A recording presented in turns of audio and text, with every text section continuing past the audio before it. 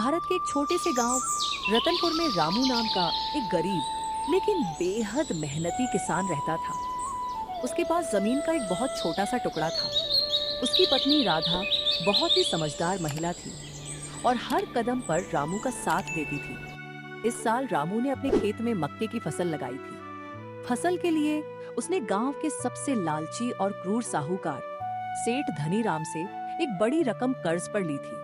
एक दिन रामू और राधा खेत में अपनी लहलहाती मक्के की फसल को देखकर आपस में बात कर रहे थे। राधा, आज हमारी मक्के की फसल देखकर मन बहुत खुश हो गया है। मक्के के दाने कितने पुष्ट हो गए हैं। लगता है इस बार पैदावार बहुत अच्छी होगी। हाँ जी, मैंने भी आज सुबह ही देखा था। बालियां एकदम सुनहरी हो गई हैं। हमारी महीनों की मेहनत आखिरकार रंग ला रही है। दिन रात का पसीना अब मोतियों की तरह चमक रहा है। मुझे तो वो दिन याद आ रहे हैं जब हम चिलचिलाती धूप में खेत जोत रहे थे।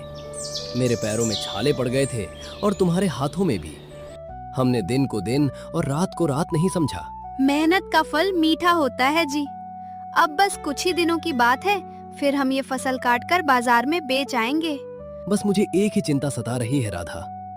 मैंने इस फसल के बीज और खाद के लिए गांव के सेठ धनीराम से बहुत बड़ी रकम कर्ज पर ली थी। उसका ब्याज दिन पर दिन बढ़ता जा रहा है। अगर सही दाम नहीं मिला तो हम सेठ का कर्ज कैसे चुकाएंगे?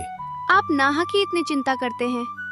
इस बार मक्का इतना अच्छा हुआ है कि बाजार में व्यापारी इसकी मुंह मांगी कीमत देंगे। सबसे पहले हम सेठ धनीराम का सारा कर्जा और उसका ब्याज चुका देंगे। उसके बाद हम बिल्कुल आजाद हो जाएंगे। हमें किसी के आगे हाथ फैलाने की जरूरत नहीं पड़ेगी। तुम ठीक कह रही हो राधा। कर्ज का बोझ बहुत भारी होता है। रातों की नींद उड़ जाती है। जब कर्ज उतर जाएगा तो जो पैसे बचेंगे उससे मैं बच्चों के लिए दिवाली पर नए कपड़े लाऊंगा और तुम्हारे लिए भी बाजार से एक बहुत सुंदर सी लाल साड़ी लाऊंगा। तुमने सालों से कोई नया कपड़ा नहीं पहना है, बस फटे पुराने कपड़ों में ही गुजारा कर रही हो। मुझे सारी वारी नहीं चाहिए। मेरे लिए यही बहुत है कि आप चिंता मुक्त रहें और हमारे बच्चे भरपेट खाना खा सकें। अब आप ये सब सोचना बंद कीजिए और जल्दी से खाना खा लीजिए। मैं आपके लिए ताज़ी रोटियां और साग लाई हूँ। लाओ राधा, आज तो भूख भी बहुत जोरों की लगी है। रामू और राधा अपने अच्छे भविष्य के सपने बुन ही रहे थे कि कुछ दिनों बाद अचानक मौसम ने करवट ली। दिन के समय ही आसमान में काले घने बादल छा गए। तेज हवाएं चलने लगीं और माहौल एकदम डरावना हो गया। आसमान में अचानक ही कैसे काले बादल छाने लगे हैं? अभी तो धूप खिली हुई थी। मुझे भी कुछ समझ नहीं आ रहा है। हवा भी बहुत तेज चलने लगी है। ये कोई आम बारिश नहीं लग रही है। मौसम बहुत खराब हो रहा है राधा। हवा बहुत तेज है जी। झोपड़ी की छत भी उड़ने का डर लग रहा है। मेरी मक्के की फसल। हवा के झोंके इतने तेज हैं कि पौधे जमीन पर गिर जाएंगे। मुझे जाकर देखना होगा। मैं ऐसे अपनी फसल को बर्बाद होते नहीं देख सकता। आप बाहर मत जाइए। बाहर बहुत तेज तूफान है और बिजलियां कड़क रही हैं। अंधेरे में आप क्या कर लेंगे? हम इंसान इस कुदरत के आगे बेबस हैं।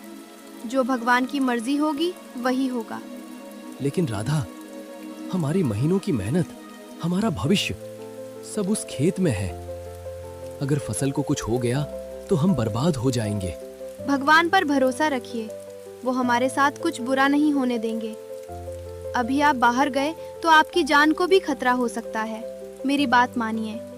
पूरी रात भयानक आंधी और मूसलाधार बारिश होती रही। रामू और राधा रात भर सो नहीं पाए। अगली सुबह जब बारिश रुकी तो रामू दौड़कर अपने खेत पहुंचा। वहां का नजारा देखकर उसके पैरों तले जमीन खिसक गई। सब खत्म हो गया राधा। सब कुछ बर्बाद हो गया। मेरी महीनों की मेहनत मिट्टी में मिल गई। एक भी पौधा सीधा नहीं खड़ा है। सारे भुट्टे कीचड़ में सन गए हैं। हिम्मत रखिए जी। मैं जानती हूँ ये बहुत बड़ा नुकसान है, लेकिन ऐसे टूट जाने से काम नहीं चलेगा। हमें खुद को संभालना होगा। कैसे संभालो खुद को? तुम देख रही हो ना हमारी बर्बादी। हे भगवान, तूने ये क्या किया मेरे साथ? हम गरीबों की ही परीक्षा क्यों लेता है तू? अब कोई रास्ता नहीं बचा राधा। मैं सेठ धनीराम का कर्ज कैसे चुकाऊंगा? वो मुझे जिंदा नहीं छोड़ेगा। हम तो सड़क पर आ गए, हमारे बच्चों का क्या होगा? भगवान ने अगर एक रास्ता बंद किया है तो कोई दूसरा रास्ता जरूर निकालेगा। हम मिलकर कोई ना कोई हल निकाल ही लेंगे। आप ऐसे रोएंगे तो बच्चे भी डर जाएंगे। शांत हो जाइए। रामू सदमे में था। 2 दिन बीत गए और रामू के घर का चूल्हा तक नहीं जला। तीसरे दिन सुबह सुबह लालची सेठ धनीराम अपने गुंडों के साथ रामू की झोपड़ी के बाहर आ धमका। क्यों रे रामू, बहुत चैन की नींद सो रहा है? बाहर निकल। मालिक प्रणाम। मुझे तेरे प्रणाम की कोई जरूरत नहीं है। मेरा पैसा कब दे रहा है? तूने तो कहा था कि फसल कटते ही मेरा पैसा मैं ब्याज के लौटा देगा। निकाल मेरे पैसे, आज हिसाब पूरा होना चाहिए। मालिक आप तो सब जानते हैं, उस रात की भयानक आंधी और बारिश ने मेरे खेत को तबाह कर दिया। मेरी सारी फसल जमीन पर गिर गई है। मैं पूरी तरह से बर्बाद हो गया हूँ। इस वक्त मेरे घर में खाने तक को दाना नहीं है। तो मैं क्या करूं? मैंने तुझे पैसे दिए थे और मुझे मेरा पैसा चाहिए, और वो भी आज के आज। मुझे तेरी फसल और तेरी बर्बादी से कोई लेना देना नहीं है। मुझे बस थोड़ा वक्त दे दीजिए सेठ जी। मैं हाथ पैर मारकर आपका एक एक पैसा चुका दूंगा। मैं दिन रात मजदूरी करूंगा, लेकिन आपका कर्ज जरूर चुकाऊंगा। बस कुछ महीनों की मोहलत दे दीजिए। वक्त? मुझे बेवकूफ समझ रखा है क्या? तू मजदूरी करके मेरा इतना बड़ा कर्ज चुकाएगा? अगर कल शाम तक तूने मेरा कर्ज नहीं चुकाया तो मैं तेरी इस झोपड़ी और उस खेत पर कब्जा कर लूंगा। फिर अपने परिवार के साथ सड़क पर बैठना या कहीं जाकर भीख मांगना। रहम कीजिए सेठ जी, ऐसा मत कीजिए। मेरे छोटे छोटे बच्चे हैं, हम बेघर हो जाएंगे। मुझे तेरे बच्चों से कोई हमदर्दी नहीं है। कल शाम तक का वक्त है तेरे पास। चल रे कालू। सेठ की धमकियों ने रामू को पूरी तरह तोड़ दिया था। उसे लगने लगा था कि अब उसकी जिंदगी खत्म हो चुकी है। तभी राधा खेत से लौट कर आई। उसके हाथ में कुछ गिरे हुए मक्के के भुट्टे थे। सुनिए, मेरे पास एक बहुत ही बढ़िया तरकीब है। हमें सेठ से डरने की कोई जरूरत नहीं है। क्या तरकीब है राधा? अब हमें कोई चमत्कार ही बचा सकता है। वो सेठ कल हमारी जमीन छीन लेगा। मेरे दिमाग ने तो काम करना ही बंद कर दिया है। हम चमत्कार का इंतजार नहीं करेंगे, हम खुद अपनी तकदीर बदलेंगे। मैंने खेत में जाकर देखा है, पौधे जरूर गिर गए हैं, लेकिन जो भुट्टे हैं वो बिल्कुल सही और ताजे हैं। अंदर से दाने एकदम मीठे हैं। बारिश के पानी ने उन्हें खराब नहीं किया है, बस बाहर से मिट्टी लग गई है। तो क्या करें इन भुट्टों का? इन्हें ऐसे कौन खरीदेगा? इस ठंडे और बारिश वाले मौसम में लोगों को गर्मा गर्म और चटपटी चीजें खाने का बहुत मन करता है। क्यों ना हम इन भुट्टों को कोयले पर भूनकर बेचें? हम बस स्टैंड के पास एक छोटा सा ठेला लगाएंगे। लेकिन राधा, भुट्टे तो गांव में और भी लोग बेचते हैं। बाजार में पहले से ही इतने भुट्टे वाले हैं। लोग हमारे ही भुट्टे क्यों खरीदेंगे? और चंद भुट्टे बेचकर सेठ का इतना बड़ा कर्ज कैसे चुकेगा? इसमें तो सालों लग जाएंगे। यही तो मेरी तरकीब का असली हिस्सा है। लोग सादे भुट्टे बेचते हैं या बस नमक नींबू लगाते हैं, लेकिन मैं एक ऐसा खास मसाला बनाऊंगी जिसे खाकर लोग अपनी उंगलियां चाटते रह जाएंगे। खास मसाला? कैसा खास मसाला? मेरी नानी मुझे एक गुप्त मसाले की रेसिपी सिखाकर गई थी। मैं उसमें काला नमक, भुना हुआ जीरा, सूखी लाल मिर्च, अमचूर और कुछ खास जड़ी बूटियां मिलाऊंगी। मैं उसे सिलबट्टे पर पीसकर ऐसा जादुई तीखा मसाला तैयार करूंगी कि उसकी खुशबू ही ग्राहकों को खींच लाएगी। जब आप कोयले की आंच पर भुट्टा भूनेंगे और उस पर नींबू के साथ ये मसाला लगाएंगे तो कोई भी खुद को रोक नहीं पाएगा। क्या तुम्हें सच में लगता है कि लोग हमारा भुट्टा पसंद करेंगे? मुझे पूरा विश्वास है। हम आज ही खेत से सारे अच्छे भुट्टे तोड़ लाते हैं। मैं अभी मसाला पीसना शुरू करती हूँ। आप गांव से एक ठेले का इंतजाम कीजिए और कुछ कोयले ले आइए। हमें कल सुबह ही अपना काम शुरू करना होगा। तुम सच कह रही हो राधा। जब मरने के अलावा कोई रास्ता ना बचे तो हाथ पैर मारने में क्या हर्ज है? हम हार नहीं मानेंगे। मैं अभी जाकर ठेले का इंतजाम करता हूँ। अगले दिन सुबह सुबह रामू ने बस स्टैंड के पास अपना ठेला लगा लिया। अंगीठी में कोयले दहक रहे थे और रामू उस पर ताजे भुट्टे भून रहा था। राधा का पीसा हुआ मसाला जैसे ही भुट्टों पर लगा, उसकी महक पूरे बस स्टैंड पर फैल गई। खुशबू से खिंचे हुए एक बाबूजी रामू के ठेले के पास आए। गर्मा गर्म भुट्टे, चटपटे मसाले वाले सौंधे सौंधे भुट्टे। आइए बाबूजी, खाइए और ठंड भगाइए। कोयले पर सिके हुए ताजे भुट्टे। अरे भाई जरा एक भुट्टा देना तो, बड़ी गजब की खुशबू आ रही है तुम्हारे ठेले से। ठंड भी बहुत लग रही है, कुछ गरम खाने का ही मन था। अभी लीजिए बाबूजी, एकदम ताजा और मसालेदार। आपको ज्यादा तीखा चाहिए या कम तीखा? थोड़ा तीखा ही बनाना और नींबू अच्छे से लगाना। जी बिल्कुल। ये लीजिए बाबूजी, आपका भुट्टा तैयार है। खाकर बताइए कैसा लगा। वाह, मजा आ गया। क्या स्वाद है भाई। मैंने आज तक अपनी पूरी जिंदगी में ऐसा मसालेदार और चटपटा भुट्टा कहीं नहीं खाया। ये मसाला तो कमाल का है, एकदम जीभ पे जादू कर रहा है। तुमने इसमें क्या मिला है? धन्यवाद बाबूजी। ये मसाला मेरी घरवाली ने अपने हाथों से पीसा है। इसमें हमारे खेत की मेहनत और उसका प्यार मिला हुआ है। तुम्हारी पत्नी के हाथों में तो जादू है रामू। एक काम करो, 2 भुट्टे और पैक कर दो। मैं घर ले जाऊंगा, मेरी पत्नी और बच्चों को बहुत पसंद आएगा। तभी बस से उतरे कुछ यात्री इन दोनों की बातें सुन रहे थे। भैया, वो बाबूजी सही कह रहे हैं। खुशबू तो बहुत ही लाजवाब है। एक मुझे भी देना, जरा तीखा ज्यादा लगाना। जी भैया, अभी देता हूँ। बस 2 मिनट रुकिए, भुट्टा सिक रहा है। अरे भाई जल्दी करो, मेरी बस निकलने वाली है। मुझे 2 भुट्टे पैक कर दो। मुझे भी एक चाहिए। नींबू अच्छे से निचोड़ना भैया। जी भैया, अभी दिया। बस 1 मिनट रुकिए, सबको मिलेगा, कोई बिना खाए नहीं जाएगा। उस दिन रामू के सारे भुट्टे कुछ ही घंटों में बिक गए। राधा का खास मसाला काम कर गया था। दिन बीतते गए और रामू का व्यापार बढ़ता गया। कुछ ही हफ्तों में उसने इतनी कमाई कर ली कि उसने सेठ धनीराम का सारा पैसा इकट्ठा कर लिया। एक दिन रामू सेठ की हवेली पहुंचा। ये लीजिए सेठ जी, आपके कर्ज का पूरा पैसा, मैं ब्याज के। इसे गिन लीजिए। अब मेरा और आपका कोई हिसाब बाकी नहीं है। मेरे खेत और मेरी झोपड़ी के कागज मुझे वापस दे दीजिए। इतने पैसे ये तूने कहाँ से कमाए रे रामू? तेरी फसल तो बर्बाद हो गई थी।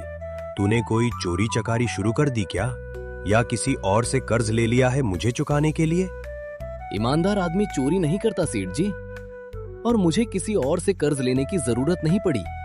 भगवान जब एक दरवाजा बंद करता है तो दूसरा खोल देता है। ये मेरी पत्नी की समझदारी और मेरी दिन रात की मेहनत की कमाई है। हमने अपने खेत के बर्बाद मक्के के भुट्टे बेचे हैं। भुट्टे बेचकर इतने पैसे? तू मुझे पागल समझ रहा है? सड़क किनारे भुट्टे बेचकर कोई इतना बड़ा कर्ज कैसे चुका सकता है? क्योंकि हमारे भुट्टे आम भुट्टे नहीं है सेठ जी। उनमें मेरी पत्नी का बनाया हुआ खास मसाला लगा है और हमारी ईमानदारी की महक है। आप अपने पैसे गिन लीजिए, मुझे अब जाना है। कल से मुझे अपने धंधे को और बढ़ाना है। रामू के जाने के बाद सेठ धनीराम को बहुत तेज जलन होने लगी। उसने अपने नौकर कालू को रामू की जासूसी करने के लिए भेजा। कालू, जा और पता कर कि ये रामू सच बोल रहा है या झूठ। ये ऐसा कौन सा जादू कर रहा है कि भुट्टे बेचकर ही इसने इतना पैसा कमा लिया? मुझे पूरी खबर चाहिए। मालिक, मैं अभी जाकर बस स्टैंड पर पूरा जायजा लेता हूँ। कालू बस स्टैंड गया और वहाँ रामू के ठेले पर लगी भारी भीड़ देखकर हैरान रह गया। वह तुरंत दौड़कर सेठ के पास वापस आया। मालिक, रामू सच कह रहा था। वो बस स्टैंड पर ठेला लगाता है, लेकिन उसके भुट्टों में कुछ ऐसा जादू है कि लोग मक्खियों की तरह टूट पड़ते हैं। उसकी पत्नी घर से कोई खास मसाला बनाकर देती है। वो रोजाना ढेर सारा पैसा छाप रहा है।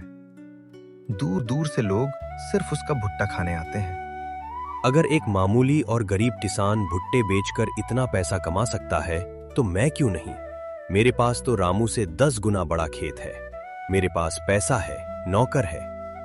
तो आप क्या सोच रहे हैं मालिक? मैं अपने खेत के सारे मक्के कटवाकर बस स्टैंड पर सबसे बड़ा और शानदार स्टॉल लगाऊंगा, रामू के ठेले के ठीक सामने। रामू का धंधा तो मैं चुटकियों में चौपट कर दूंगा। सारा पैसा अब मेरी जेब में आएगा। कल ही खेत से सारा मक्का कटवा लो। मालिक, लेकिन हमारे खेत के मक्के अभी पूरी तरह पके नहीं हैं। भुट्टे अभी कच्चे हैं और दानों में मिठास बिल्कुल नहीं आई है। अगर हम इन्हें अभी काटेंगे तो स्वाद अच्छा नहीं आएगा। तू मुझे व्यापार मत सिखा। मुझे बस रामू का धंधा खत्म करना है। बाजार से वो सबसे सस्ता वाला मिर्च पाउडर ले आओ।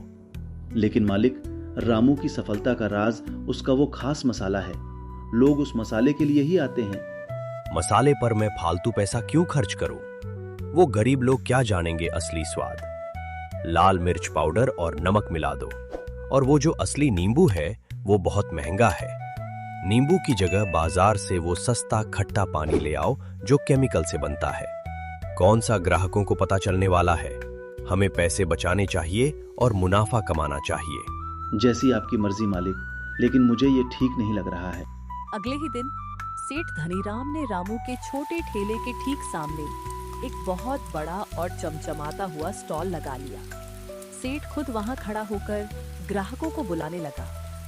आइए आइए, सेठ धनीराम के शानदार भुट्टे खाइए। पूरे गांव में सबसे बड़े और ताजे भुट्टे। रामू के छोटे ठेले को छोड़िए, हमारे बड़े स्टॉल पर आइए। लगता है सेठ जी ने नया स्टॉल खोला है। काफी बड़ा और साफ सुथरा लग रहा है। चलो आज यहीं से भुट्टा खा लेते हैं। रामू के पास तो बहुत भीड़ है। बिल्कुल सही फैसला किया आपने। ये लीजिए एकदम ताजा भुट्टा, खाकर बताइए। हाँ भैया, जल्दी लगा दो मेरे लिए भुट्टा, एकदम पूरे चटाकेदार। थू थू, ये कैसा भुट्टा है? ये तो बिल्कुल कच्चा है। दाने एकदम कड़े हैं, चबाए भी नहीं जा रहे हैं। क्या बकवास कर रहे हो? मेरा भुट्टा पूरे गांव में सबसे बढ़िया है। नाटक मत कर, चुपचाप खा ले। और ये मसाला है या सिर्फ लाल मिर्च की धूल? मेरे गले में भयंकर जलन हो रही है। और इसमें ये अजीब सी खटास कैसी है? ये नींबू तो बिल्कुल नहीं है, एकदम बेस्वाद और घटिया। अरे पैसे दिए हैं तो खा लो ना, ज्यादा नखरे मत दिखाओ। इसे तू ही खा सेठ, मैं तो जा रहा हूँ रामू के पास। उसका भुट्टा खाने के लिए लोग दूर दूर से आते हैं, क्योंकि वो ईमानदारी से काम करता है। तू तो यहाँ भी बेईमानी कर रहा है। भाई साहब, ये भुट्टे तो ठीक से पके भी नहीं है। आपने कोयले की आंच भी सही नहीं रखी है। भुट्टा अंदर से कच्चा और बाहर से जल गया है। अरे तुम लोग तो फालतू में शोर मचा रहे हो। चले जाओ यहाँ से अगर नहीं खाना है तो। धीरे धीरे पूरे गांव में यह बात फैल गई कि सेठ का भुट्टा बहुत खराब और नुकसानदायक है। सेठ का बड़ा स्टॉल पूरी तरह सूना पड़ गया। उसके हजारों कच्चे भुट्टे रखे रखे सड़ने लगे। सेठ खाली स्टॉल पर बैठा अपना सिर पीट रहा था। हाय राम, ये मैंने क्या कर दिया? मेरे हजारों कच्चे भुट्टे रखे रखे सड़ गए। कोई ग्राहक मेरे स्टॉल पर नहीं आ रहा है। नौकरों के पगार अलग से देनी पड़ी, स्टॉल का खर्चा अलग। मुझे तो भारी नुकसान हो गया। मालिक, गांव में सब जान गए हैं कि आपका भुट्टा खराब है। लोग रामू के पास ही जा रहे हैं। उसका धंधा और भी तेज हो गया है। मुझे समझ आ गया है कालू, व्यापार सिर्फ पैसों, दिखावे और लालच से नहीं चलता। रामू जीत गया क्योंकि उसके पास ईमानदारी थी, अच्छी चीज थी। मैंने सिर्फ पैसा कमाने के लालच में सब कुछ बर्बाद कर लिया। मुझे अपना स्टॉल बंद करना होगा। सेठ धनीराम को अपनी गलती का भारी सबक मिल चुका था। उसने अपना स्टॉल बंद कर दिया। उधर रामू और राधा का व्यापार दिन दूनी रात चौगुनी तरक्की कर रहा था।